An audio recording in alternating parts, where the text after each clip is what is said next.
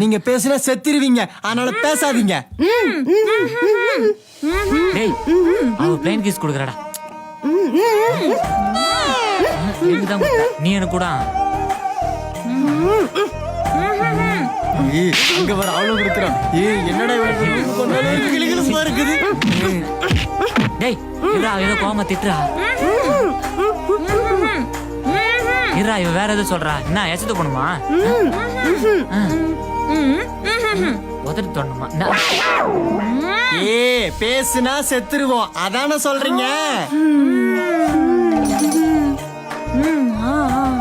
நாங்களுமே அது சொல்றதுக்கு தான் இங்க வந்தோம்.